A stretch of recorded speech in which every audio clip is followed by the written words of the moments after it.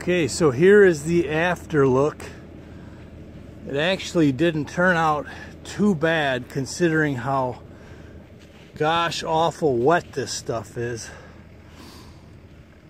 I mean, I got it shaped down good enough to where when it dries out, I'll refinish this whole thing and then you know, plant some clover or some grass here. But here's the whole area that I shaved out.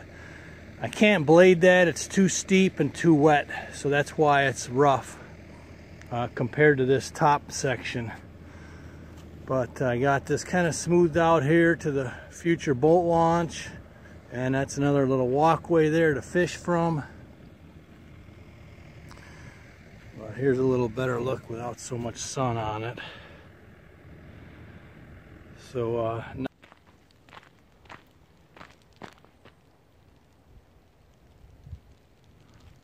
beautiful raptor up there. It's February 1st, and as usual, it's been drying out for a few days, and I've been wanting to get the excavator out. And I was literally walking up to the pole barn. I hadn't checked the weather because there was nothing, no rain in the forecast. I was literally going up to start the excavator and started drizzling. So, back to being grounded in the house with the ground too wet. Okay, I think I'm going to take out the excavator and shape this inlet just a little bit more, because it appears the water level isn't going to be as high as I had hoped. I thought the water was going to be coming back a little bit more this way, so what I'm going to do is this corner here, I'm going to peel that out with the Bobcat, and so that'll bring that water back in this inlet just a little bit farther once it fills up. It's a shame I put the beach down already, so I'm not going to dig that area out, but that back corner over there can easily be pulled out a little bit more, which will bring the water level back in that corner just a little bit more.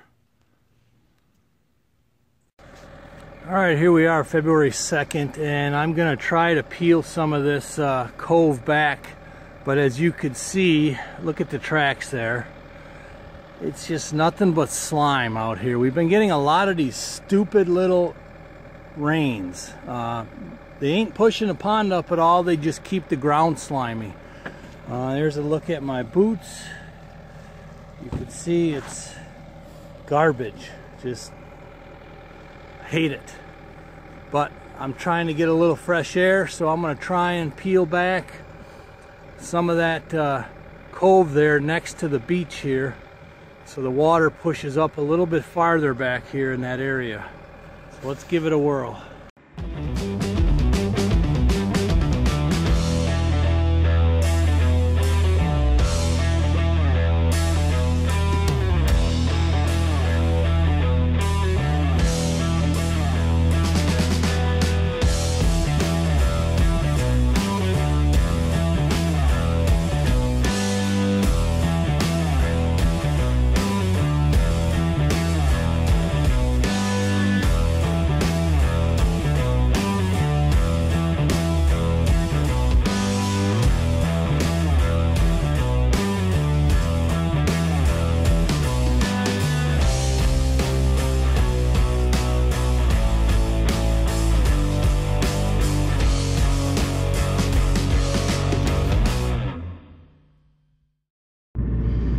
Alright, so now I got pretty much this whole end dug out. I could probably peel a little bit more on this slope right here, but my pile is a little bit close. And the reason my pile is close is so I could sneak around behind it and then work on that area up there. But this will definitely bring the water considerably higher right up here. It's going to be kind of a cove within a cove. A mini Kapper cove right here.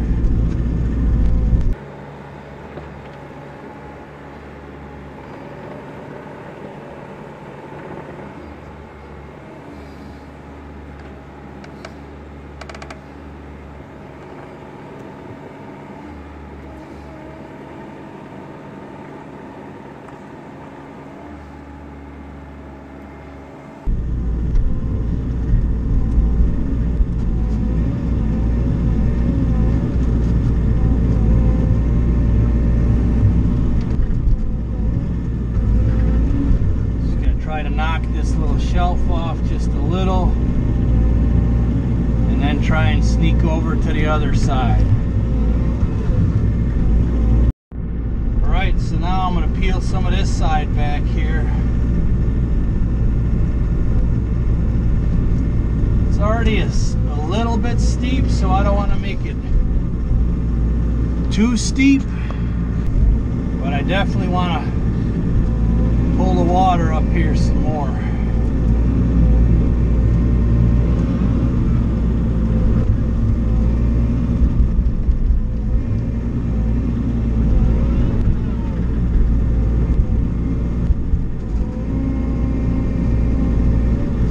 I know that from here we've got probably,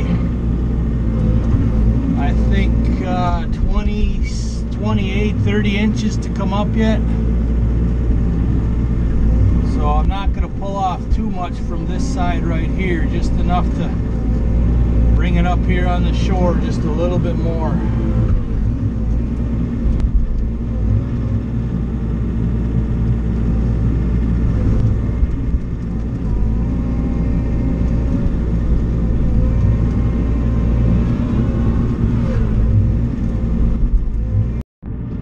So I'm just nicking the water right now. I mean, if I want to do, I just pull it straight back and I could expand the size, you know, right here, right now, but that's not the goal.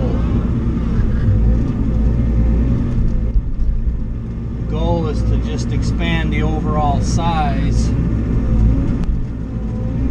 once it's full and let's say a foot or so below the full mark.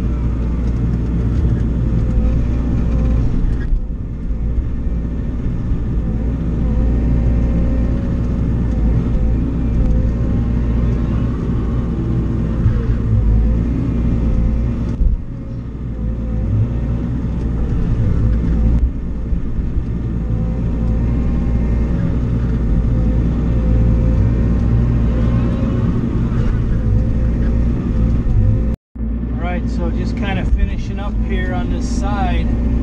This will be really fun to watch as it fills up, because this is going to be like a little bump out here on this end. A little bump out from the cove. So, and anytime you get those irregular shapes, they each create a little point, and that's what the fish really like, those points where you got a little different depth of water and a different shape to it. So stay tuned, we'll be watching this fill up here. I'll have to come up with a name for this one, this little cove within a cove. Who knows, maybe this is where I'll catch the 5-pounder and not up in the boat channel. Never know. Okay, so here's a little better look at the after.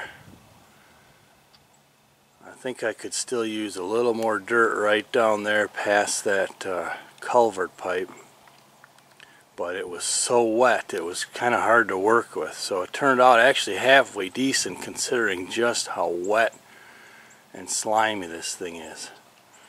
And it'll be interesting to see where that water line comes now. I mean, if you look at that pipe there, the water should be actually well above that pipe.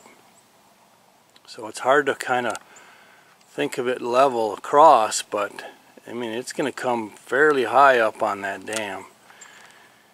I'm debating on rechecking it with the laser, because it just doesn't seem right from where they had the flags and where I lasered it. It It just doesn't seem quite right. Granted, they put it on the very, very, very highest part of the overflow. But anyways, it'll be interesting to follow here once we start getting close to all the way full.